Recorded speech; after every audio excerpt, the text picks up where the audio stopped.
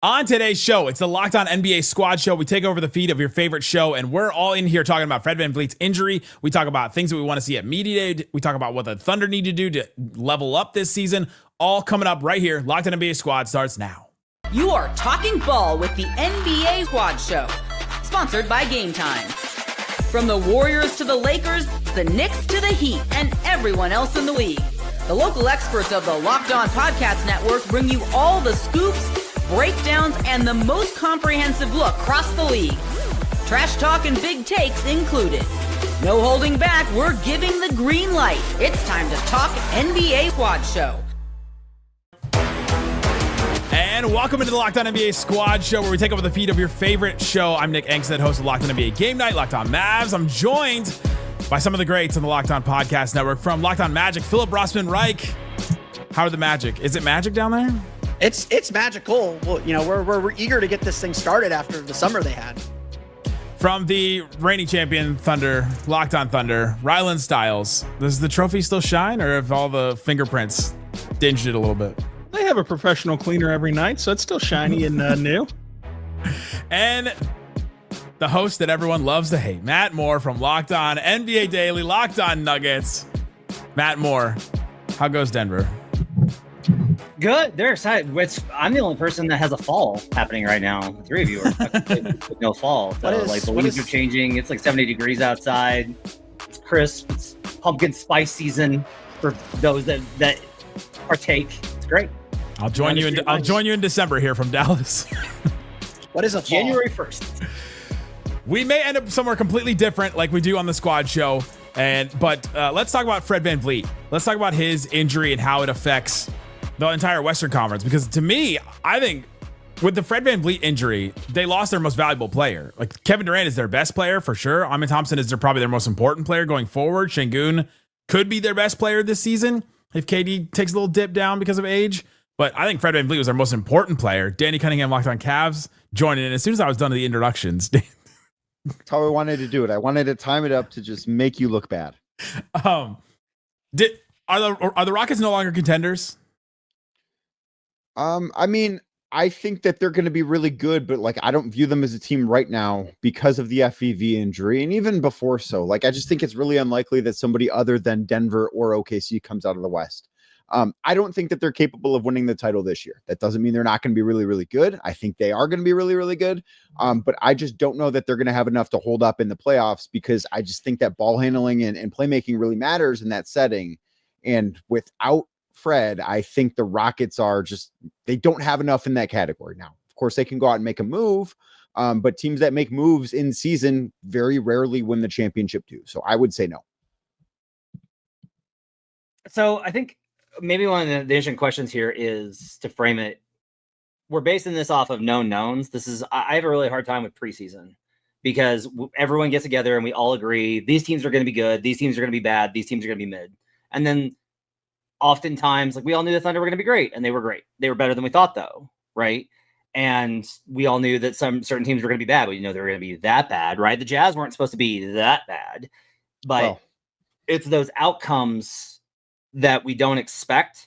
And what's part of it is you almost have to plug in. I do this kind of exercise with every team I evaluate in preseason. How many ifs do you have? And the good news for the Rockets is actually that they have a lot of positive ifs in this situation. Like, yes, losing FEV is terrible.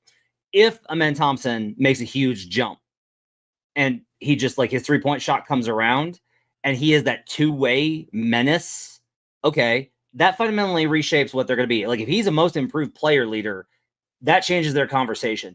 If Alperen Şengün surges off of the run by Turkey this summer. Hold on, I'm going to call Jackson real quick just for a correct pronunciation of Turkey. Then if he becomes that player, that can finally reshape things. If Jabari Smith Jr. makes this kind of a leap, there are these kind of things that can compensate for the Fred VanVleet injury. They are going to miss, like, the setting the floor, the ability to be a guard that's like, I will bring the ball up, I will give the ball to Kevin Durant, and I can space appropriately around him and act as a secondary playmaker. They do not have that right now. And that's big, but it also, their formula was always going to be kind of Thunderish, where it's like, hey, we've got like one amazing individual isolation player, and then like our general offense is pretty good because we always get stops, and so we're always going against a rush defense. But really, the answer is like we win because of our defense. Like that was always going to be their answer. So I think that I still consider them to be a serious threat. But now it's like you don't have the finished product coming in. You're going to have to figure that out by the end of the year. And it just became harder for them. Yeah. Yeah, I feel like with Houston, they need that guy, though. It's not like they're a veteran group that's been there before. Yes, they made the playoffs last year. Yes, they were the 2 seed. And I think we kind of forget how good they were last year. So I don't think they'll take a step down to being like, they're still going to be very good, as everyone is saying here. But Fred VanVleet does something that I think very few players on that Rockets team do. He's a 3-point shooter. He's a legitimate 3-point threat. They were, I believe they were near the bottom of the league in 3-point shooting last year. Not as bad as my team, of course, because no one's as bad as my team. But they were not. There was a team in Dallas that may rival that this year. We'll see. Okay, then do it for 10 years after this year, and then do 10 years for 10 more years. But when Houston got to the playoffs, you know, it's one thing to get through the regular season. Getting to the playoffs, that's where they really need a guy like Fred VanVleet to kind of balance things out for their star players to be star players. And, you know, Houston's going to be fine. They'll probably still be a home court advantage team. Like Matt said, they're going to have to figure some things out now. But their goal is to win a championship. And I just don't know if they have it right now. Again, maybe guys develop, but that's not a team with a lot of like true point guards on that team. Like Fred VanVleet was one of one to make that system work. And I think one of the things too that matters here is you have to look at what their potential path would be. And Oklahoma City is very obviously standing in their way. And I don't think that you can beat the Thunder unless you have a lot of really good ball handling and playmaking because of the amount of chaos that their defense causes.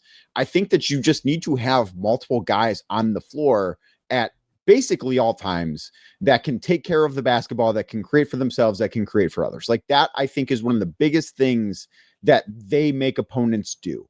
They're beatable when you can do that. It's just not very many teams have that formula. And when you take away a guy like Fred VanVleet, I just think it's really hard for the Rockets to get to that point where they have enough in that category. Hayes over on Locked On NBA Daily had the answer for what they should do. And it's been rattling around my brain. Making the money work is very perilous. But Colin Sexton is like the answer here. That is like the guy. If they are willing to part with one of the centers, Clint Capella, Steven Adams, like let's say Steve-O falls off the cliff this year because Steve-O was amazing last year, but it's always about how many miles, injury status can he play. I think they call it a ledgie in New Zealand. A what? A legion? The cliff. I think they call it a ledgie in New Zealand. A ledgie. Okay. If he slipped off the ledgie and is no longer as important because they have Capella as kind of a backup and they're playing more small ball, right? You can use that as a big chunk of this along with Jayshawn Tate and get a lot of the way there. But that to me is like the type of player that you want if you're like Colin Sexton. Well, yeah, you're not going to get a replacement level Fred VanVleet. There aren't any. Like you're not going to get one. So the key is going to have to be to try and find somebody who can like amalgamate those things that he does, which I think Colin Sexton could. Yeah, I think that they're still like legitimate threats in the sense of winning a lot of games in the regular season, being a home court advantage team, winning a playoff series. But when it comes to contender status, to me, it would be a disappointment to see Denver or Oklahoma City lose to Houston. And that in itself makes them not a contender to me. Whereas before this injury, they realistically could have beaten one of those teams in the postseason. But now it just really is hard to see the path for them to get through the West. And they now have a bunch of question marks, just like the rest of the non-Thunder Denver teams. On Locked On Mavs, we were trying to put together the tiers of the West. I think it's Thunder in their tier on their own. Then probably Nuggets tier on their own. Yeah. Then it's like Minnesota, Houston, Clippers, Lakers, Mavs. Not the Mavs. Not the Mavs. When's Were Kyrie you just coming like back? checking to make sure that we were listening when you said You guys- Mavs? Mavs fans like really think this team that like Isaac Harris from Locked On Mavericks was like talking today about like, well, yeah, I think they could be like a 6 seed before Kyrie comes back. D'Angelo Russell's their starting point guard. And he's their only one. You're just talking about you're just talking about the Rockets getting Colin Sexton, and that was going to be like the answer for that. They have Amen Thompson. They don't even have Kevin Durant. Okay. We have Amen Thompson at home. His name is Cooper Flagg. He's 6'9". That's banking a lot on Anthony Davis playing a full season too. I mean, obviously. I mean, if he's not going to play a full season, then we're not even talking about them as a play-in team. But they're deep. They're a really deep team, and Cooper Flagg's a big X factor. Like, we don't know exactly what he's going to be year one, but what if he's Blake Griffin year one? You know what I mean? Like, all of a sudden, that's huge. I want to go back. Let's not go down making this about the Mavericks always. Today's episode of the Locked On NBA Squad Show is brought to you by Skims. Skims, the underwear I'm wearing currently right now. When I found out Skims was making underwear for men, I was intrigued. I've heard about their quality merchandise from friends and family before, but I had to give it a try. They sent me a free pair, and I went and got some myself. That is the best endorsement I can give, is that I got something for free, and I went and bought it, spent money on it, because these boxers, these briefs are the best that I've ever had. I keep going back and buying them again because they hold their shape. They're great for an active lifestyle, or if you're just a podcaster sitting around all day and watching film and doing stuff, you can do that as well. Love the Skims underwear. You can go check them out and see all the other different kinds of products that they have. Shop Skims Mens at skims.com. Let them know that we sent you after you place your order. Select podcast in the survey. Select our show in the drop-down menu that follows. So go check it out at Skims Mens and skims.com. They also have stores too, so you can go check it out and see what they have there. Again, it's skims.com. Select podcast in the drop-down menu after you place your order at skims.com. I want to go back to I think where Houston is, because I want to make the case that they're in that tier 2. With Denver? Yeah. So they're the 2 seed last year. They won the games. Now, a lot of those were they had a stellar record versus teams, the elite teams in the league, and we were all like, yeah, that's not going to hold. And then what do you know? It didn't hold. But I actually was pretty encouraged by that first round series versus the Warriors, because if that young team had gotten in there versus the veteranship of those creaky old dudes and just fallen apart, it would have been like, hey, you may not be 16 players, but they actually stepped up and responded. Şengün had moments. Jalen Green had a half. Amen Thompson had a half. Like, they had these moments along the way, and then Kevin Durant honestly hasn't had a great playoff run recently, which is a little alarming, but I still look at Houston and go, is the defense going to be elite under Ime Udoka with that athleticism? Yeah. Is the offense probably still going to be really good because they were 12th last year and they had KD? Yeah.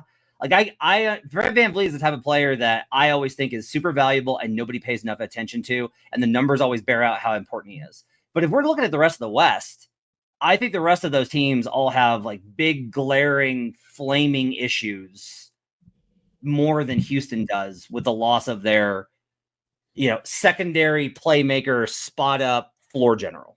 Well, if we're going to put them in the same tier as Denver, what's Denver's big, glaring, flaming issue? I think their big, glaring, flaming issue, the bench may not be better. We think it's going to be better. You hope it's going to be better. I mean, but also if you're talking about the bench might not be better compared with this team lost their starting point guard and doesn't really have a ton of depth there. I just think those are in two different categories. I'm not saying that the Rockets shouldn't be at the top of that third tier, but I think it's probably not right to put them in the same tier as Denver. And it's probably not right to put Denver in the same tier as OKC. I'm more of that tier is very wide. And I think Denver has done enough, not only this offseason, but having championship equity to be in a tier above the rest of those teams that have not. Maybe. They do have an inexperience. This is the first year head coach. How many games with the playoff run underneath his belt already? Yeah, really impressive playoff run. How many games would the Rockets take off the Thunder? 7. How many games with the Rockets? I mean, Soft 2. 6. Soft 6. That's ending in 5. They can't dribble against that team. Yeah, I mean, I'm really curious to see what happens with the Thunder defense this year. I'm really curious to see what happens, because the second half of the year there was a lot of shakiness, and it's because they locked up the 1 seed in January 1st. But a lot of the defense was also built on the back of, hey, what if no one could ever make a 3 versus them? Doesn't matter if you're how open you are, doesn't matter if you shoot from the corner, doesn't matter if you're creating good looks. No, you're just going to miss every 3-pointer. That's aura defense. There's also the thing of every team has probably spent the entire summer watching the Thunder and figuring out what they do. And I think this happens with every champion because it's a copycat league. Everyone's going to try and copy what the Thunder are doing to some extent. And someone's going to figure out a way to like frustrate them. And that's probably Dallas because they seem to always frustrate them. But wow. someone's gonna hit on something. And the moment they hit on it, it's going to spread like wildfire throughout the league. Now, I'm not here saying the Thunder aren't the favorites to win the championship. Like they're the favorites to win the championship again. But this is what happens in the league. I think the question for OKC as they defend their title is, how do you evolve? Like, how do you kind of keep innovating and keep doing something different? Because you can't win a title doing the exact same thing. That it doesn't work that way in the NBA. Yeah. Ryland, I mean, full story.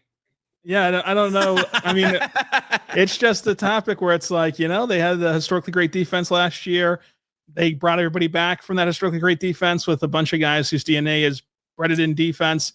And they're going to have to make an adjustment at some point this season for sure. I mean, they're going to see teams throw different things at them, and then how they adjust from there. We don't know if it'll be positively, negatively, but we'll have to just see. So I am also very interested in it. Are there probably more concerns in Oklahoma City, or do you feel like they're all locked in on a second championship? I mean, it's not locked in because it's just so hard to win a championship. And I think that it would be a little dishonest to say that. I do think they're the favorites to win it, but we've done this the last couple of champions as well. The Celtics were the obvious favorites. The Nuggets were the obvious favorites.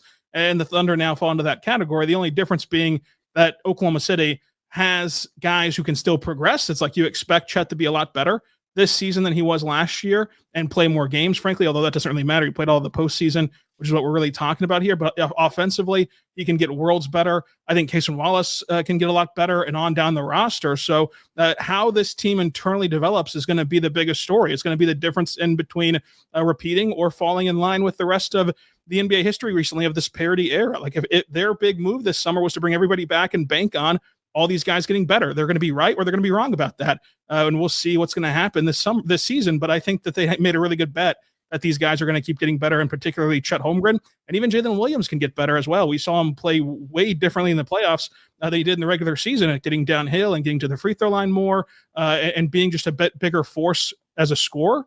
So I'm very interested in seeing them. It's not going to be a waltz your way to the championship by any means, but they are in a good position. So I got some nerd stats here. Teams that finished number 1 in defensive rating the following season, their average finish since 2011-12 is 6.33 on defense the next season. So you finish number 1 on defense, your average finish is 6.33. 4 teams went back to back with a number 1. Pacers 2012, 2013. That was 3 years in a row they did that, because that Frank Vogel Pacers team was insane. The 2016 Spurs and the 2021 Celtics. So it is just kind of interesting to see this, like, teams that went number 1 on defense and their average finish. One of the kind of conclusions I've come to is that defense is sticky, but elite defense is not. If you're a good defense, you're going to be a good defense. If you're an elite defense, you're going to be a good defense the next year.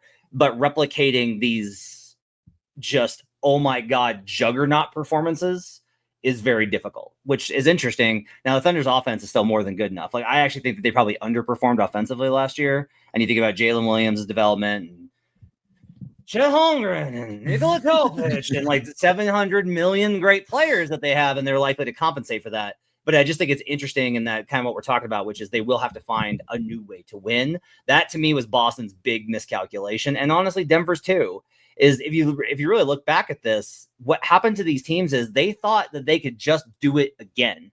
And you can't. Not right now. You can't just run it back. You got to be something new every season, I think, in the NBA. But how new do you have to be? Like, how new does that new thing have to be? And there's an argument that, like, the Thunder can be one of those outlier teams as hard as it is. But I mean, whenever you have a group of players that arguably can take up a whole all defensive team in this roster of its own, that I think that there is no reason to head into the season with any sort of worries really about their defense.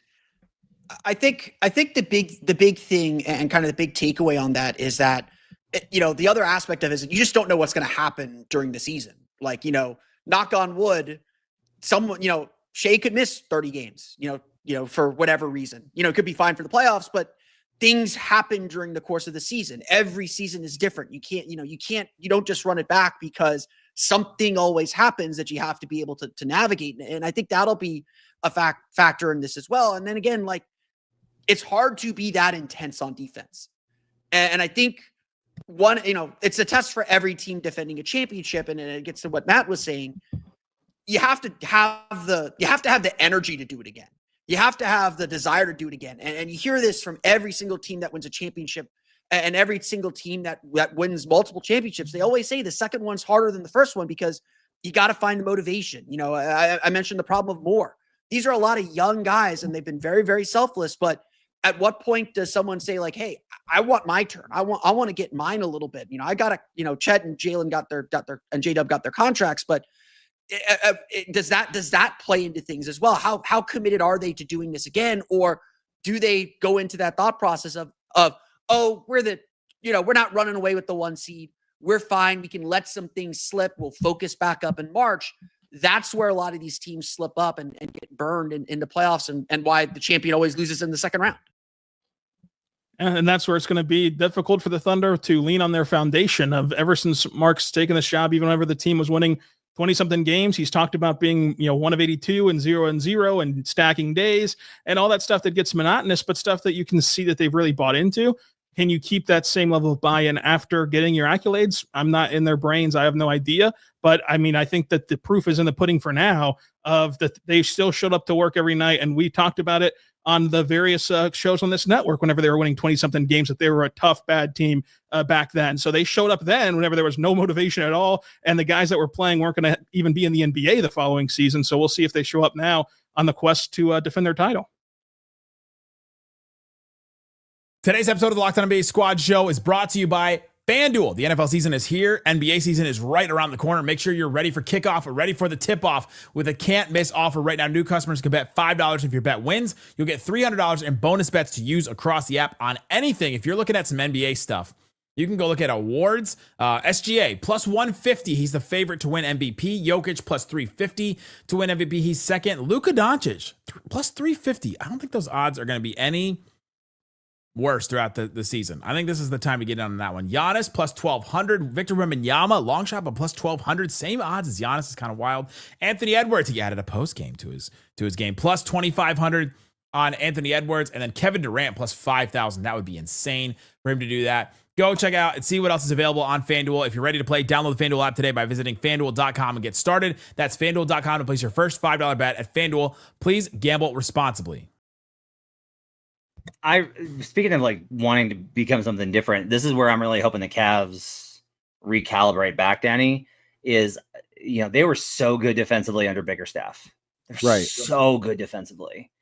And I really did I kept waiting for them to turn that corner and maybe pick it up and look more like that. And that never really happened. They made a jump where they landed, I think they were top 8 at one point for a while. Like they were surging for like a little bit, but it wasn't ever like this elite defense. And to Philip's point about how much energy it takes, it's so hard to be a great offensive team if you're great on defense, because it's such a grind. And right. It felt like the offense became a little bit of a crutch for the Cavs. And I'd like to see them rebalance things this season a little bit. I think that needs to be part of their goal. Because last year, and the Cavs have, since Evan Mobley's been there, they've gone into it being like, we are a defense first team. And for the first few years, they were like his second year in the league, Donovan Mitchell's first year in Cleveland, they were the number 1 team in defense. And then the year after that, I think they were 7th, but Evan Mobley missed like 8 weeks throughout that season. So like that, I just don't necessarily read into that drop off because you lost a guy that was defensive player of the year finalist the year before. But I think last year they figured out pretty early that's like, oh, we're sick offensively. Like we can just outscore teams. And Matt, I'm sure you can think back to this, but like they played a game in Denver and it was in, I believe, December when they went out west. It was right around Christmas and they beat the Nuggets like 149-135 in a game that did not go to overtime. Like they almost scored 150 points in a regulation game. And management and the coaching staff was not too thrilled about that because they gave up 135 points. But I think there was this thing, like, we can just score more than anybody else in the league. And to be fair to them, they had the second most efficient offense in NBA history last year. So they could do that. But I do think some of the changes that they've made, particularly to some of the role players, do tend to lean towards defense just a little bit. Like, and you can't count on Lonzo Ball a ton because he's played 70 games in 4 years. But replacing Ty Jerome with him in the rotation is a really big step up for them defensively.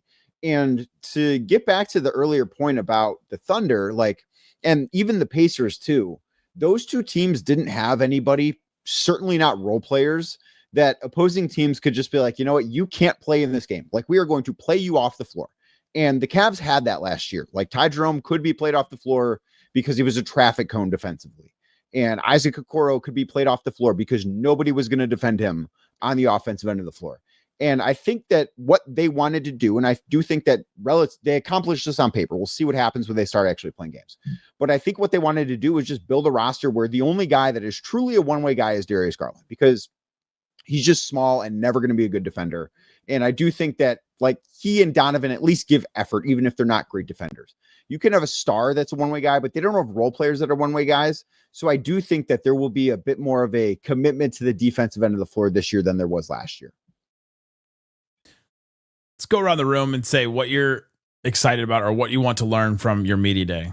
We'll start Cavs, since we're still going Cavs. What are people excited about? What do you want to learn from your media day? I mean, I think people are excited to see what Evan Mobley looks like. So he came into media day last year and, like, looked noticeably bigger. And he didn't want to get into how much weight he gained or, you know, what kind of stuff he did to become stronger. But I do think that being stronger is something for him that should be, like, number one on the priority list. I think it's that. And I think it's tightening his handle, because ultimately, like, if Evan Mobley is and I'm not saying that I expect this to happen this year, but if Evan Mobley is a top 5 player at the end of the year, and I don't expect that to happen, but if he is, the Cavs are going to win the title this year. Like, if he takes that sort of leap, and internally the Cavs believe that is a possible thing for him. But if he does that, the Cavs are going to win the title, because they're going to be awesome, because that is a huge leap for a guy entering this season as your second best player behind somebody else that was first team all NBA. So I think it's what Evan Mobley looks like.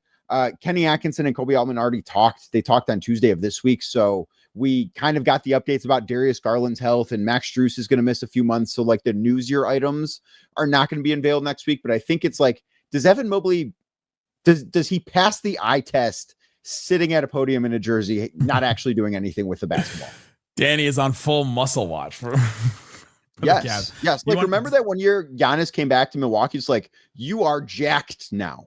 Can we get some of that from Evan Mobley? Full muscle watch. What about the Magic? I mean, I think the first thing we want to know is are they going to actually make shots this year? Because that would be nice. If they could make shots at all, anywhere, just, you know, anywhere on the floor. Threes would be nice, but mid-rangers are good too.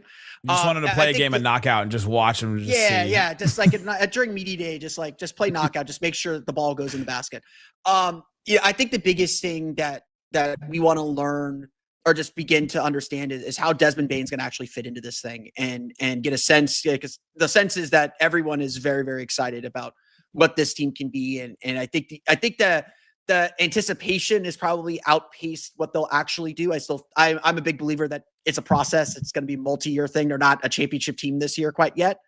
But I think what they want to show is that they're on the path to it. So we got to see how, you know, whether Desmond Bane actually works in the way that we all think he's going to work. And the newsiest item that we'll be watching on Monday is Jalen Suggs hasn't exactly committed that he's ready for training camp after his knee injury. That's kind of a big deal. We don't know where he's at in his recovery from the injury. And while the Magic like described his knee surgery that he had in February as just cleaning up some cartilage, he had a pretty complex procedure. It's called a mosaic plasty. You can look that up.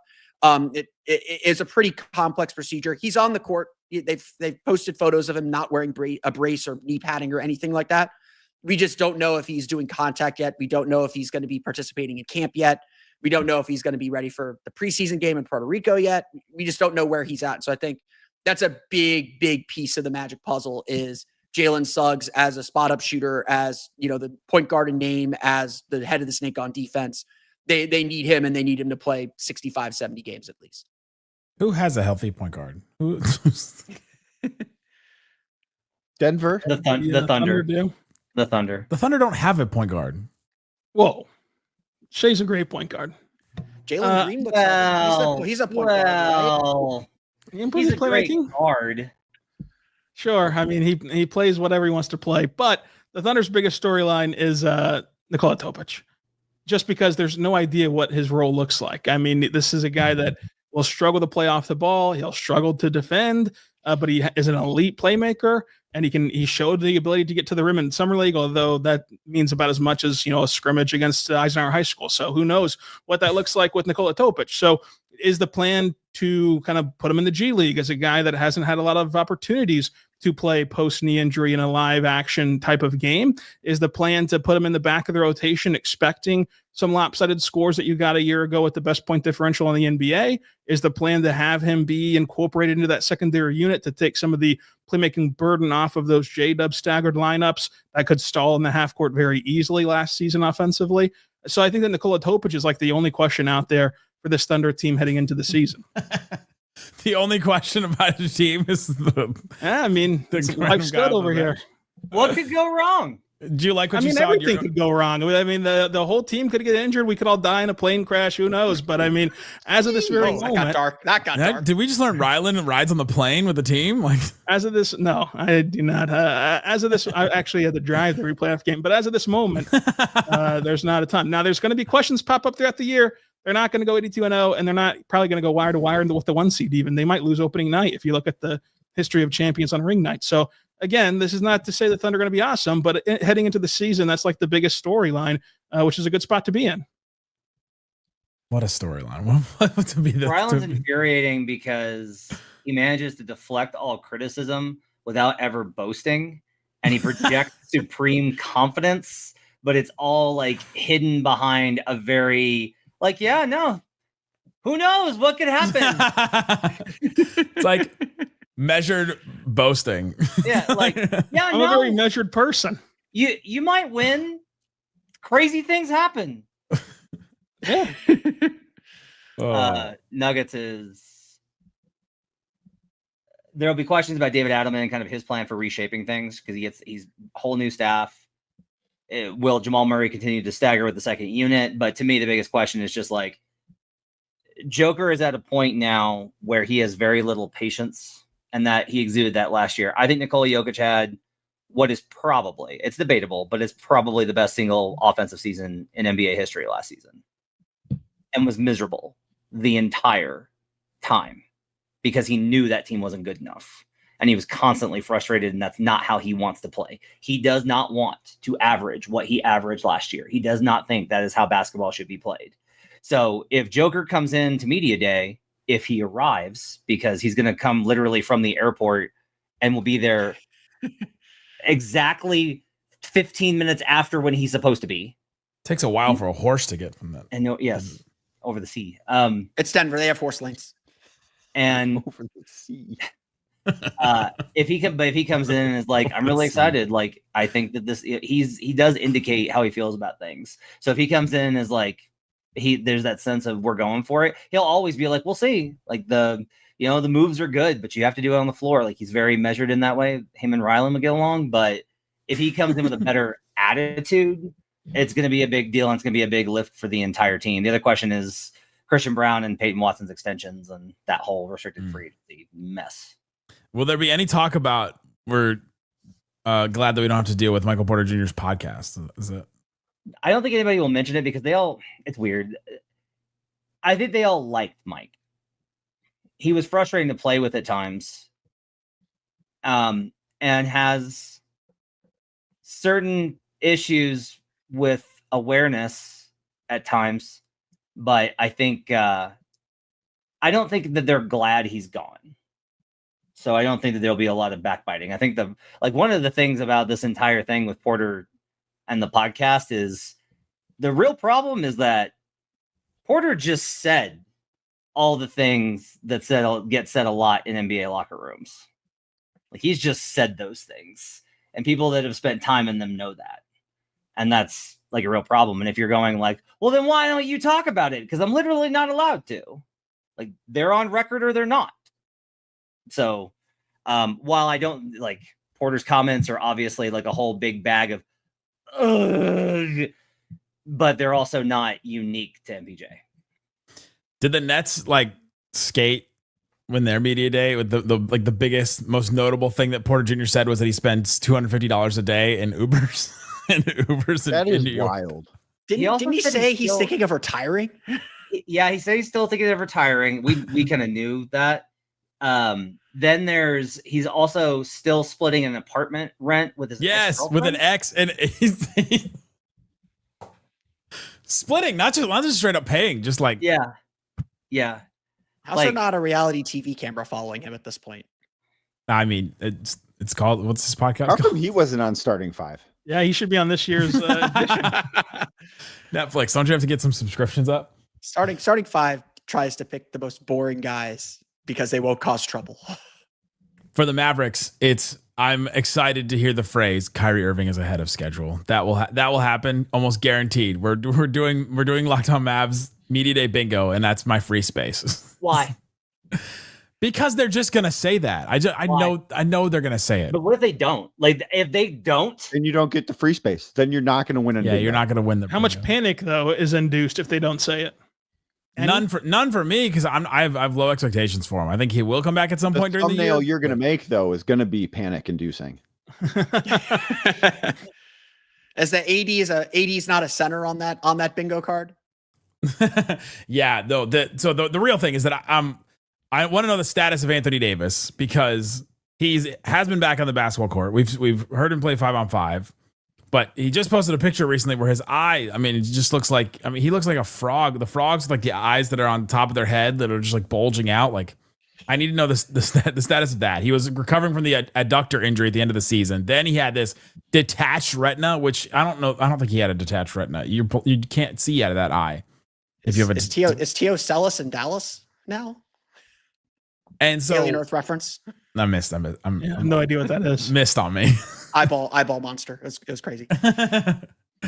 And so I want to know. Where Anthony Davis is, where he is on that, because obviously, like we said earlier, the whole season revolves around him. I don't know if there's anything about Cooper Flagg I'm going to learn or hear about or see. Or, like, Jason Kidd has already talked about it. They want to use him as a guard. That's interesting, but already been said.